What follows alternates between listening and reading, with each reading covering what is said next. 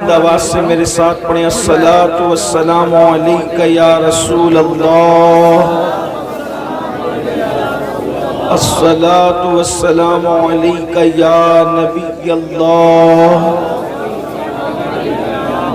الصلاۃ والسلام علیک یا حبیب اللہ،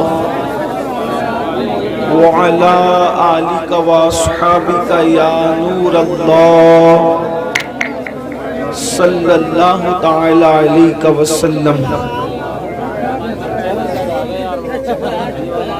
یہ جو مذہبی جلسے ہوتے ہیں، ان مذہبی جلسوں کا مقصد اسلام کو لوگوں کے درمیان پہنچانا ہوتا ہے۔ آپ لوگ جو کچھ کر رہے ہیں یا جو کرتے ہیں، ہم آپ کی محبتوں کا، عقیدتوں کا احترام کرتے ہیں، لیکن آپ ٹھنڈے دل سے صرف سوچیں کہ اسٹیج پر اور اسٹیج کے نیچے جو کچھ ہو رہا تھا، اگر کوئی غیر مسلم اس منظر کو دیکھے گا تو وہ اسلام سے محبت کرنے والا بنے گا یا اسلام سے نفرت کرنے والا بنے گا؟ لوگ سوچیں گے کہ ان کی مذہبی محفلوں میں جب مذہب نہیں ہے تو پھر ان کی شادی بیاہ میں مذہب کیسے ہو سکتا ہے؟ جو محفل ہی مذہب کی تعلیم کے لیے منعقد کی گئی، جب اسی میں مذہب کہیں نظر نہیں آ رہا ہے، آپ مجھے بتائیں، آپ کی محبتوں کو میں کروڑوں سلام کرتا ہوں، لیکن ایک عالم دین اللہ رسول کے فرمان بیان کریں، پھر اس کے بعد کوئی بیچ میں سے چلائے، کوئی آواز لگائے، کوئی یہ کرے۔ یاد رکھیے، حضور علیہ السلام کی حدیث کا احترام ایسے ہی ہونا چاہیے جیسے رسول اللہ کو اگر ہم حالت ظاہری میں پاتے تو اس وقت ہم حضور کا کتنا احترام کرتے، ایسے ہی حضور کی حدیثوں کا احترام کرنا چاہیے۔ اگر آپ ان محفلوں کا احترام کرو گے تو اس کی برکتیں پاؤ گے۔ یہی محفلیں تھی میرے بھائی جس میں آنکھیں بند کر کے لوگ رسول اللہ کا دیدار کر لیا کرتے تھے۔ یہی محفلیں تھی جب لوگ علماء کا بیان سنتے سنتے دل میں کوئی مراد لے لیتے تو محفل سے اٹھنے سے پہلے ان کی مراد پوری ہو جایا کرتی تھی۔ لیکن آج ان محفلوں کو ہم نے بزنس، نام نمود اور پھول ہپاڑ، ہنسی مذاق اور دل کو بہلانے کا ذریعہ بنا لیا، تو محفلوں سے رونق بھی گئی، برکت بھی گئی، مذہبی تقدس بھی گیا۔ آپ سے میں کوئی ناراض نہیں ہوں، لوگ میرے کپڑے پھاڑ دیتے ہیں، میرا امامہ ٹوپی چھین لے جاتے ہیں، میں اس پہ بھی ناراض نہیں ہوتا۔ ایک شہر میں گیا، لوگوں نے مسجد کے شیشے توڑ دیے ملنے کے لیے، مسجد کا دروازہ توڑ دیا۔ میں نے کہا کمیٹی والے بھرپائی کر دیں، اللہ انہیں معاف کرے۔ ہم ناراض نہیں ہوتے کیونکہ آپ جو کرتے ہیں وہ محبت میں کرتے ہیں، عقیدت میں کرتے ہیں، لیکن ہم تو انسان ہیں، آپ سے ناراض نہیں ہوں گے، لیکن وہ غیرت والا خدا اگر آپ سے بھی ناراض ہو گیا اور مجھ سے بھی ناراض ہو گیا تو ہماری دنیا بھی برباد ہو گئی اور آخرت بھی برباد ہو گئی۔ اب میں آپ کے سامنے کوئی لمبی چوڑی گفتگو نہیں کرتا، اس لیے کہ آنے میں ہم لوگ بھی لیٹ ہوئے، چاہے وہ اتفاق سے ڈرائیور ایسا مل گیا کار کا جو شراب پی کر گاڑی چلا رہا تھا، مسلم نہیں تھا، وہ بچتے بچاتے آئے، اللہ نے خیر سے پہنچا دیا۔ اور چونکہ اب 4 بجے واپس ایئرپورٹ پہ پہنچنا ہے، اس وجہ سے جو ہے وہ ہم بہت لمبی چوڑی کوئی گفتگو نہیں کریں گے، ایک مختصر سی بات کرتے ہیں خواتین کے لیے اور آپ کے لیے۔ آج کل ہر مسلمان بھائی کا، بہن کا ایک دل کا یہ خیال ہے، لوگوں کی ایک تمنا ہے کہ میری جلدی سے حاضری مدینہ منورہ میں ہو، میں جلدی سے مدینہ منورہ دیکھوں اور میری حاضری مدینہ طیبہ ہو۔ جب بھی لوگ حج کو جاتے ہیں، عمرہ کو جاتے ہیں، تو ان کی یہ جو دوسروں کو جاتے ہوئے دیکھتے ہیں تو ان کی تمنا ہوتی ہے، تڑپ ہوتی ہے کہ میں بھی مدینہ شریف جاؤں۔ اور پھر ایک دل میں لوگوں کے خیال پیدا ہوتا ہے کہ مدینہ شریف وہی لوگ جاتے ہیں جو مالدار لوگ ہیں، جو مالدار ہیں وہی مدینہ شریف جاتے ہیں اور غریب مدینہ شریف نہیں جاتا۔ یہ بات آپ اپنے دماغ سے نکال دیں. مدینہ منورہ نہ غریب جاتا ہے نہ امیر جاتا ہے.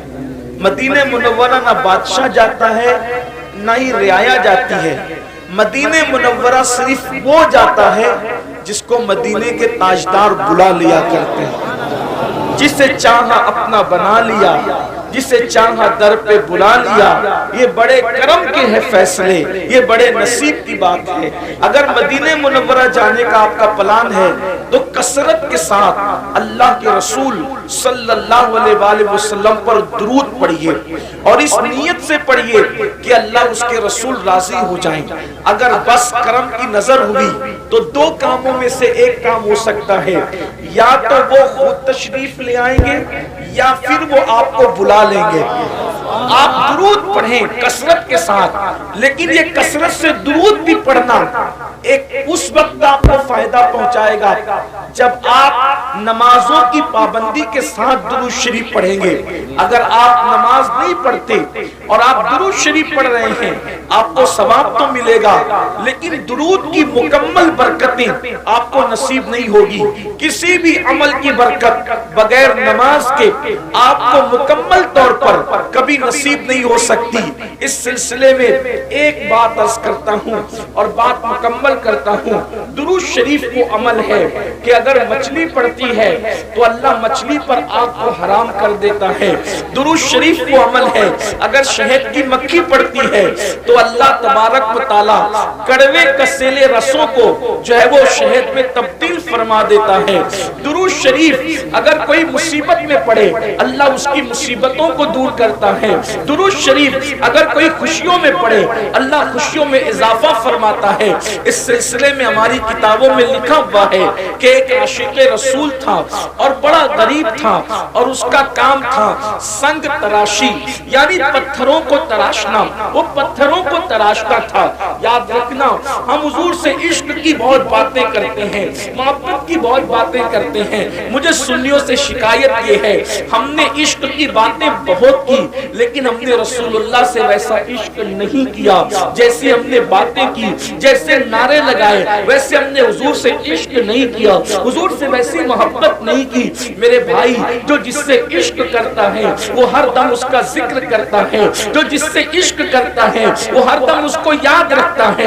جو جس سے عشق کرتا ہے وہ اس پر مر مٹنے کا جذبہ رکھتا ہے. ارے نادان, کبھی پتنگوں سے ہی سیکھ لیا ہوتا. ایک پتنگے جب بھی جنگل کے اندر آگ جلتی ہے, پتنگے اپنی جان کو نہیں دیکھتے بلکہ وہ آگ پر اپنی جان کو قربان کر کے بتاتے ہیں. عشق ایسا ہے جو بچنا نہیں بلکہ جلنا چاہتا ہے, جو جینا نہیں بلکہ مرنا چاہتا ہے. اللہ اکبر. ہمارا حال یہ ہے, ہم ہیروز کی تصویریں اپنے موبائل کے اسکرین پر بھی رکھیں, ہم گانوں کی ٹون اپنی رنگ ٹون پر لگا کر بھی رکھیں, ہم کپڑے, چلنا پھرنا, بولنا, اسٹائل پوری زندگی کا سارا لائف اسٹائل جو ہے وہ ہیرو کے کرکٹر کے انداز میں کریں اور دعویٰ کریں عشق مصطفیٰ کا, دعویٰ کریں محبت رسول کا. نہیں نہیں, یاد رکھنا, اگر آپ عاشق بن جائیں گے عاشق تو اللہ اکبر, بہت سے ایسے عالم ہوں گے جن کو عشق نصیب نہیں ہے, ان سے بھی آپ آگے بڑھ جائیں گے. بہت سے ایسے عبادت گزار ہوں گے جن کے پاس عشق نہیں ہے, ان سے بھی آپ آگے بڑھ جائیں گے. بہت سے ایسے حاجی ہوں گے جن کے پاس عشق نہیں ہے, ان سے بھی آپ آگے بڑھ جائیں گے. اس لیے کہ عشق وہاں لے جاتا ہے جہاں فرشتوں کے پر بھی تھکتے نظر آتے ہیں. اللہ اکبر. عشق وہ چیز ہے. تو ایک عاشق رسول تھا, غریب تھا, مفلس تھا, سنگ تراشی یعنی پتھروں کو تراشنا اس کا کام تھا. اللہ اکبر.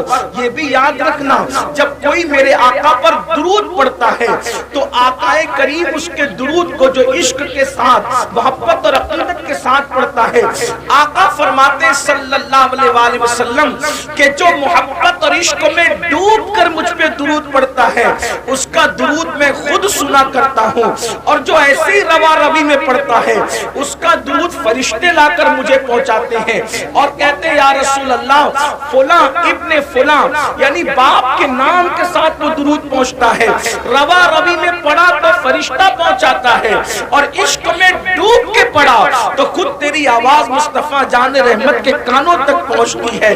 اللہ اکبر، بڑا عمل ہے درود، بہت بڑا عمل ہے درود۔ درود کبھی مردود نہیں ہے، اور درود پڑھنے والا بھی کبھی مردود نہیں ہے۔ جو کثرت سے درود پڑھتا ہے مرنے کے بعد اس کا کفن بھی میلا نہیں ہوتا، اس کے جسم کو قبر کی مٹی نہیں کھاتی۔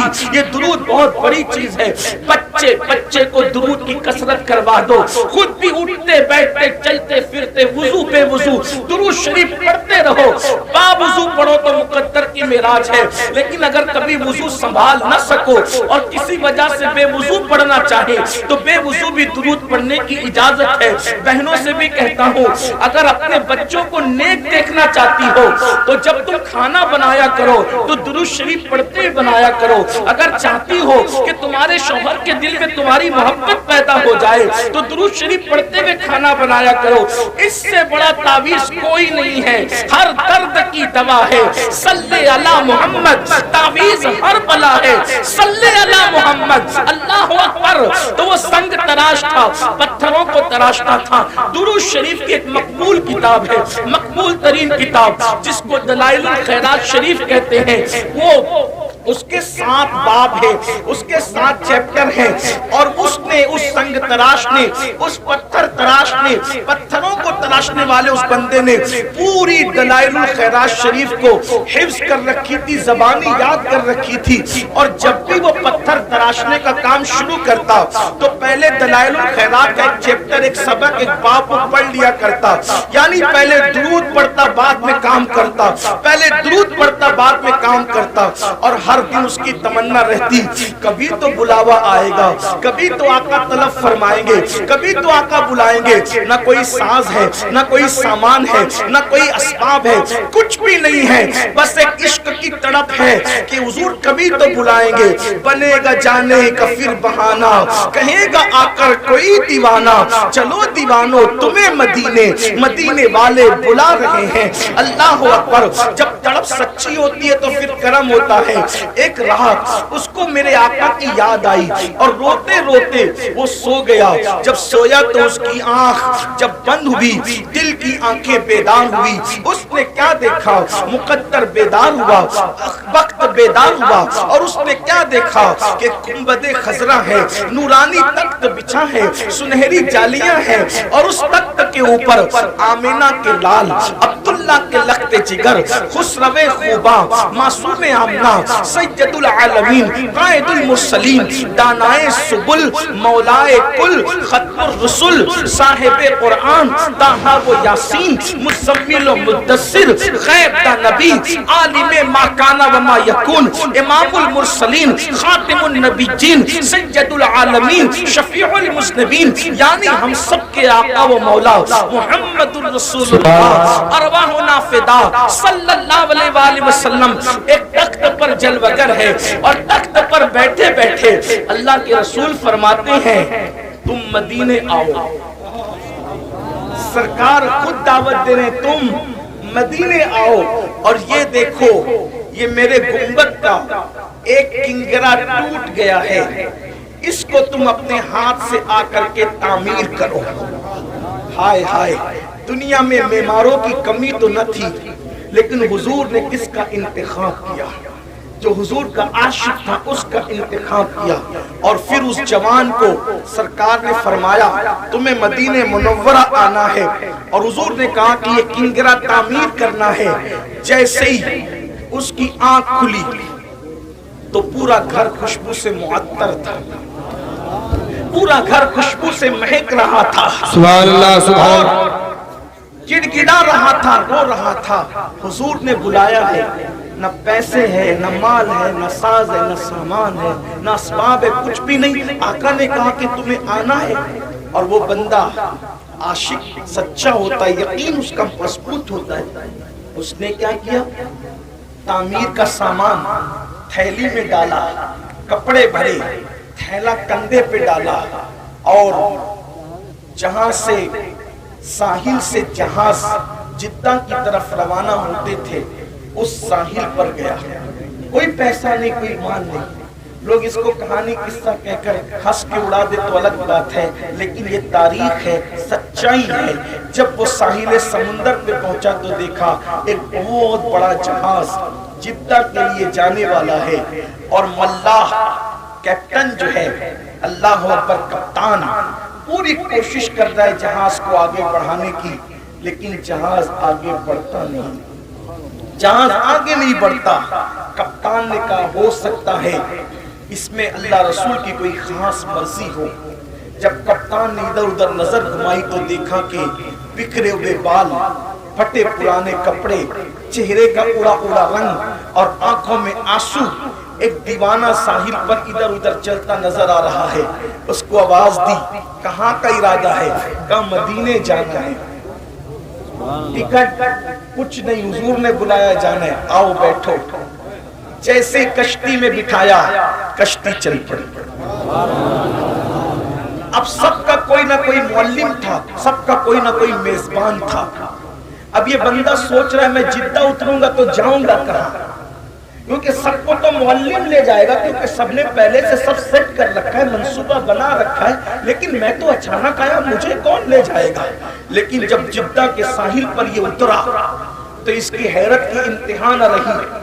کسی کو معلم لینے آئے تھے, کسی کو رشتہ دار لینے آئے تھے, لیکن اس کو مدینے کا گورنر لینے کے لیے آیا تھا. تم فلاں؟ ہاں میں فلاں. لیکن تم کون؟ میں مدینہ منورہ کا گورنر ہوں اور تمہیں لینے آیا.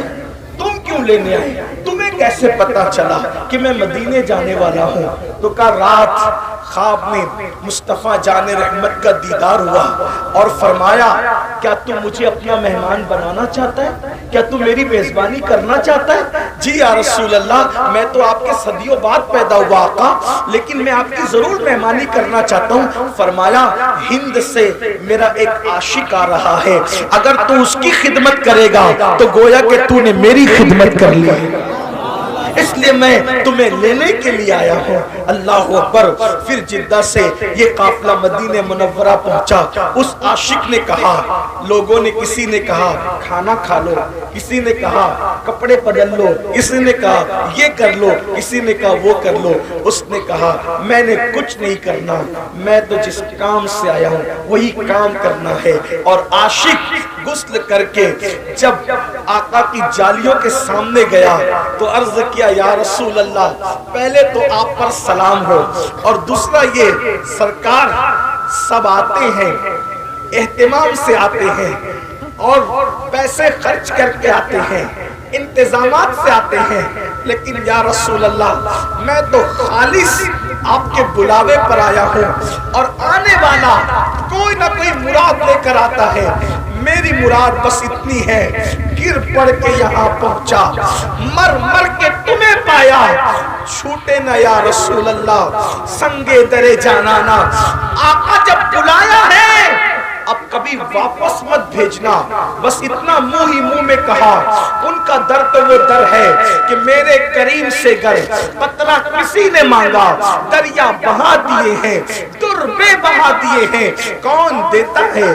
دینے کو منہ چاہیے, دینے والا ہے سچا ہمارا نبی. قربان میں ان کی بخشش کے مقصد بھی زباں پر آیا نہیں, قربان میں ان کی بخشش کے مقصد بھی زباں پر آیا نہیں. بن مانگے دیا اور اتنا دیا دامن میں ہمارے سمایا نہیں. اللہ اکبر. میرے آقا سے انہوں نے عرض کیا آقا بلایا ہے, لیکن اب یہاں سے واپس مت بھیجنا, یہی رہنے کے لیے آیا ہوں. اور پھر گورنر مدینہ سے کہا کنگرہ تعمیر کرنے کے لیے بلایا ہے, میں اب اوپر جا سکتا ہوں. اور کمر میں رسی باندھی گئی, وہ اوپر چڑھ کر کے گئے, کنگرہ تعمیر کیا. تعمیر کرنے کے بعد لوگ باتیں کر رہے تھے, اس عاشق کو حضور نے بلایا ہے, جب یہ نیچے آئے گا ہم اپنے گھر لے جائیں گے, دعائیں کروائیں گے, یہ کریں گے, وہ کریں گے, وہ کریں گے. لیکن وہ کنگرہ تعمیر کر کے گنبد سے چمٹ گیا اور زار زار رونے لگا, اور تھوڑی تھوڑی دیر میں اس کی گردن ڈھلک گئی. لوگوں نے کہا نیچے آؤ بھائی, کام ہو گیا, نیچے آؤ, نیچے آؤ, ہو گیا کام, نیچے آؤ. لیکن وہ سنتا کس کی؟ مدینے کے گورنر نے جب اوپر کسی کو چڑھایا, بلا کر کے لاؤ, تو کیا دیکھا کہ گنبد خضرا پر وہ اپنی جان کو قربان کر چکا تھا. جب تیری یاد میں دنیا سے گیا ہے کوئی, جب تیری یاد میں دنیا سے گیا ہے کوئی, جان لینے کو دلہن بن کے قضا آتی ہے. میرے آقا علیہ السلام کے دیوانوں, یہ تھے عاشق لوگ جنہوں نے غربت میں بھی سچا عشق کیا. یہ تھے عاشق لوگ جنہوں نے بھکمری میں بھی سچا عشق کیا. یہ تھے سچے عاشق لوگ جنہوں نے فاقہ کشی میں بھی سچا عشق کیا. لیکن آج ہم لوگ, اللہ نے ہمیں اور آپ کو مال دیا, 3 ٹائم کا کھانا دیا, اللہ نے تن بھر کے کپڑا دیا, مکان دیا, سب دیا, لیکن افسوس سب کچھ حضور کے صدقے میں ملا اور حضوری سے ہم بغاوت کرنے لگ گئے, حضوری کو بھول گئے, ہم حضور کو فراموش کر گئے. جو رسول پوری زندگی ہمیں یاد کرتے رہے, اس رسول کو ہم نے بھلا دیا, گانوں میں بھلا دیا, غزلوں میں بھلا دیا, گناہوں میں بھلا دیا. آج اگر کوئی مسلمان جوان زنا کے اڈے پر ہے تو وہ کسی کو کا دل دکھائے نہ دکھائے, وہ اپنے نبی کا دل دکھا رہا ہے. اگر آج مسلمان شراب پی رہا ہے, وہ کسی کو تکلیف پہنچائے نہ پہنچائے, وہ رسول اللہ کے دل پہ نشتر لگا رہا ہے. اگر کوئی مسلمان داڑھی منڈا کر گٹر میں پھینکوا رہا ہے تو وہ کسی کا دل دکھائے نہ دکھائے, وہ اپنے نبی کا دل دکھا رہا ہے. آج لوگ کہتے ہیں مولانا مسلمانوں کے حالات خراب کیوں ہو گئے؟ میں کہتا ہوں اگر مسلمانوں نے اپنے نبی کا دل نہ دکھایا ہوتا تو مسلمانوں کو یہ حالات نہ دیکھنے پڑتے. اور آج بھی میں اپنے جوانوں سے کہتا ہوں, مسلمانوں آج بھی اپنے نبی سے معافی مانگ لو, اپنے اللہ کی بارگاہ میں توبہ کر لو اور اتنا عہد کر لو کہ میں کبھی اپنے نبی کا دل نہیں دکھاؤں گا. یاد رکھنا یہ گناہوں سے رسول اللہ کا دل دکھتا ہے. سیدنا فاروق اعظم کہتے ہیں, لوگ کہتے ہیں چھوٹا گناہ, چھوٹا گناہ, چھوٹا گناہ. فاروق اعظم کہتے ہیں مجھے تو اتنا سمجھتا ہے کہ گناہ کوئی بھی کرو اس سے رسول اللہ کے دل کو تکلیف پہنچتی ہے. اے میری قوم کے جوانوں, اگر تم جوا کھیلتے ہو, اگر تم شراب پیتے ہو, اگر تم ماں باپ کو تکلیف پہنچاتے ہو, اگر تم معاذ اللہ کسی عورت پر بری نظر ڈالتے ہو, اگر تم سود کا دھندا کرتے ہو, اگر معاذ اللہ تم کسی سے فون پر گندی بات کرتے ہو, تم کسی کے ساتھ گندی چیٹنگ کرتے ہو, فیس بک پر بیٹھ کر کے تم کوئی گندگی کرتے ہو, یاد رکھنا آپ کے ابا کو پتا ہو یا نہ ہو, آپ کی امی کو پتا ہو یا نہ ہو, آپ کی بیوی کو پتا ہو یا نہ ہو, آپ کے بھائی بہن کو پتا ہو یا نہ ہو, لیکن آپ کے نبی کو اس کا پتا ہوتا ہے. کیونکہ ہم کسی مردہ نبی کا کلمہ نہیں پڑھتے, ہمارا نبی زندہ ہے. ارے نبی اگر سلیمان ہو تو وہ چونٹی کی آواز کو 3 میل کے فاصلے سے سن سکتے ہیں. جب سلیمان کا سننا اتنا ہے تو جانے سلیمان کا سننے کا عالم کیا ہوگا. اس لیے حضور سن بھی رہے, حضور دیکھ بھی رہے. میرے عزیز, جب نبی ہمارا درود سن سکتے ہیں تو کیا نبی ہمارے گناہوں کو نہیں دیکھ سکتے؟ پھر حضور کا تکلیف نہیں پہنچتی. اور قبر میں ایک عام مسلمان کو بھی تکلیف پہنچانا اتنا بڑا گناہ ہے کہ جو کسی مسلمان کی قبر کے قریب سے چپل بجاتے ہوئے گزر جائے تو اس سے مردے کو تکلیف پہنچتی ہے اور اس کے لیے عذاب اور وعید ہے. تو جو اپنے گناہوں سے رسول اللہ کو, جو اللہ کی مخلوق میں سب سے بہتر ہو, اگر ان کو تکلیف پہنچائے تو یہ امت عزت کیسے پائے گی, یہ امت وقار کیسے پائے گی, یہ امت شان و شوکت کیسے پائے گی. میرے عزیز, آج آپ کہتے ہو نا کہ لوگ ہمیں کاٹ لیں.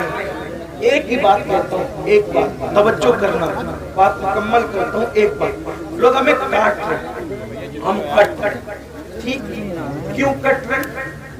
آسان زبان میں آپ کو بتاتا ہوں. اللہ کے رسول نے احد کے میدان میں چند صحابہ کو کہا تم اس پہاڑ پہ کھڑے رہنا, جب تک میں نہ کہوں تم نیچے مت آنا.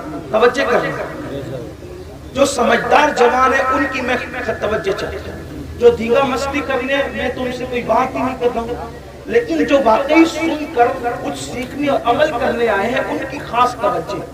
میں کہتا ہوں تقریریں 2 گھنٹے کی 3 گھنٹے کی ہو اپنا معاملہ, لیکن اگر ایک بھی بات آپ کے دماغ میں اتر گئی تو وہ 3 4 5 گھنٹے کی تقریر سے بہتر ایک ہی بات ہے. ہمیں لوگ کاٹتے کیوں؟ ہم کیوں کٹ رہے؟ پوری دنیا میں کیوں کٹ رہے ہیں؟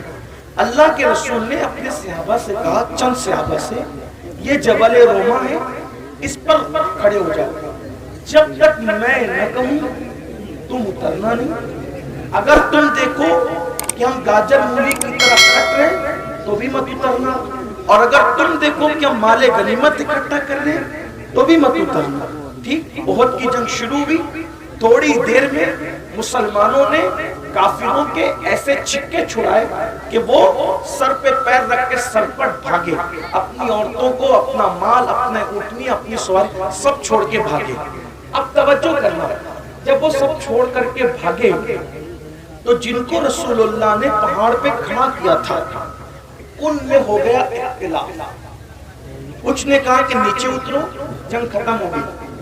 کچھ نے کہا اللہ کے رسول نے جب منع کیا کہ جب تک میں نہ کہوں نیچے مت اترنا، تو انہوں نے کیا کہا؟ حضور نے یہ میں نہ کہوں کی بات جب تک جنگ جاری ہے تب تک کے لیے کہا تھا، جنگ ختم ہو گئی اب اوپر رکنے کا مطلب کیا؟ وہ دوسرے گروپ نے کہا، کیا کہا کہ بھئی جنگ جاری اور جنگ ختم سے ہم کو کوئی مطلب نہیں، جب ہمارے نبی نے کہہ دیا کہ جب تک میں نہ کہوں نیچے مت آنا تو ہم نہیں جائیں گے۔ انہوں نے کہا یہ حکم صرف جنگ تک تھا، جنگ ختم ہو چکی ہے، یعنی وہ گناہ بھی نہیں ہے، وہ خطا بھی نہیں ہے ان کی، مگر ان کو حضور کا قول سمجھنے میں کچھ مغالطہ ہوا، اتنا ہی کہہ سکتے ہیں، نہ وہ گناہ ہے نہ خطا ہے۔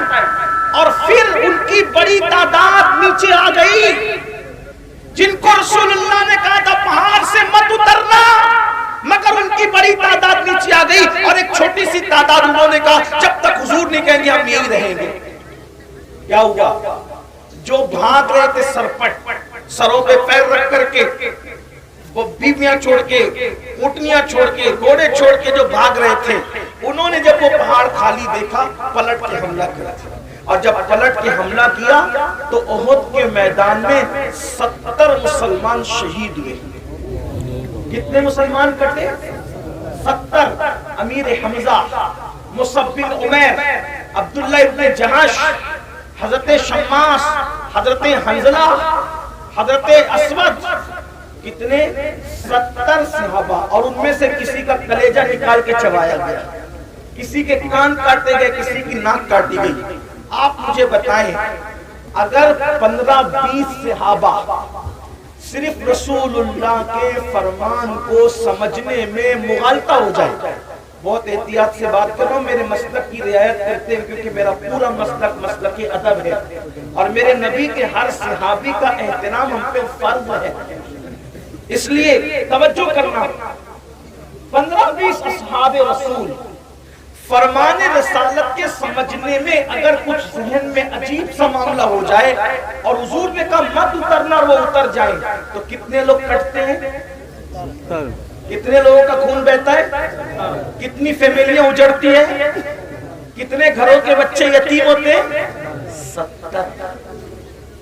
اگر ایک فرمان پر 15-20 لوگ عمل نہ کرے تو 70 گردنیں کٹتی ہیں، اور جہاں پر پوری امت نافرمان ہو جائے،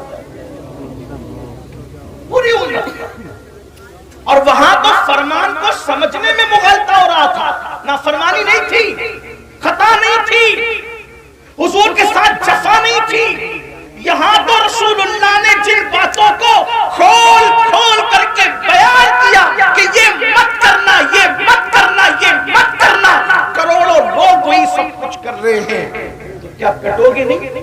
مرو گے نہیں؟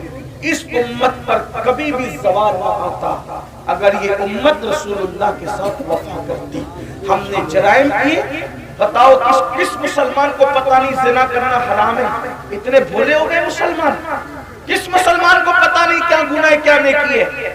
سب کو پتہ ہے، آسان زبان میں گناہ بچے کو بھی پتہ ہے کہ گناہ ہے، اسی لیے لوگ گناہوں کو چھپ کے کرتے ہیں اور نیکیوں کو علل اعلان کرتے ہیں۔ یہ چھپ کے کرنا ہی بتا رہا ہے کہ تمہیں پتہ ہے کہ یہ گناہ ہے، سب کو پتہ ہے، بچے کو پتہ کیا ہے, یہ گناہ کیا ہے اور نیکی کیا ہے.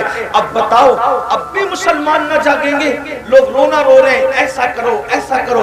میں کہتا ہوں جو کر رہے ہو تم اپنی مرضی سے کرو. فقیر کا کہنا تو اتنا ہے, حضور کو راضی کر لو, حضور کا جو دل دکھا ہے ان سے معافی مانگ لو, اور یہ یقین دلاؤ اپنے نبی کو کہ یا رسول اللہ اب میرا کوئی قدم ایسا نہیں اٹھے گا کہ جس سے آپ ناراض ہو جائیں. اگر آپ نے ایسا کر لیا, دنیا کا کچھ بھی ہو, انشاءاللہ آپ کو تکلیف نہیں ہوگی. لاک ڈاؤن لگے گا, اللہ تعالیٰ آپ کی روزی آپ کے گھر تک پہنچائے گا. وبائیں آئے گی, آپ کی آنکھ میں کبھی آنسو نہیں ہوگا. کیوں؟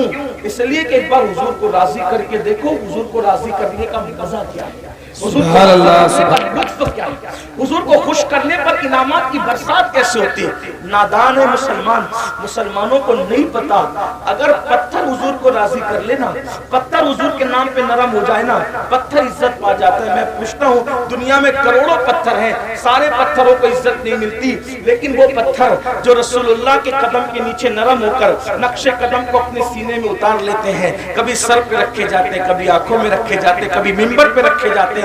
پتھر رسول اللہ کے قدموں کے نیچے نرم ہو جائے, وہ ہمیشہ کی عزت پا جاتے ہیں. اگر انسان حضور کے فرمان تلے نرم ہو کر حضور کے فرمان پہ عمل کرنے لگ جائے, زمین کے اوپر بھی عزت ہے, زمین کے اندر بھی عزت ہے. اس لیے میرے بھائیوں, میری آپ سے درد دل کے طور پہ یہی گزارش ہے, نیک بنو, گناہوں کو چھوڑو. اللہ کے رسول صلی اللہ علیہ وآلہ وسلم فرماتے ہیں بہترین مہاجر وہ ہے, بہترین ہجرت کرنے والا وہ ہے جو گناہ چھوڑ دے اور نیکیوں کی طرف آئے. ایسا ہجرت کرنے والا بہترین مہاجر ہے. آؤ, ہجرت صحابہ نے کی تھی, اب ہجرت نہیں, لیکن ہجرت ابھی بھی اس اعتبار سے ہے کہ ہم اگر گناہ کو چھوڑ کر کے نیکیوں کی طرف آتے ہیں تو یہ بھی ہجرت ہے, اور اس سے بہترین ہجرت کچھ نہیں ہو سکتی. میرے آقا فرماتے ہیں ہجرت کرو مالدار ہو جاؤ گے, یعنی گناہ کو چھوڑ کر اگر نیکیوں کی طرف آؤ گے تو اللہ تعالیٰ تمہیں مالا مال فرما دے گا, بہت برکت دے گا اللہ. آؤ میرے بھائیوں, اللہ کی بارگاہ میں سچی توبہ کرو, رجوع کر لو اس کی طرف, معافی مانگ لو اس سے, اور رسمی مسلمان اور اسمی مسلمان بن کر زندگی مت گزارو, بلکہ حقیقی مسلمان بن کے زندگی گزارو. ایسا مسلمان جس کا چلنا, جس کا بولنا, جس کا اٹھنا, جس کا بیٹھنا, جس کا سونا, جس کا جاگنا, یہ سارے اعمال سے لوگ دور سے دیکھ کر کہیں کہ جب 1450 سال کے بعد مسلمان ایسا ہے تو جو اسلام لایا وہ پیغمبر اسلام کی شان کا عالم کیا ہوگا.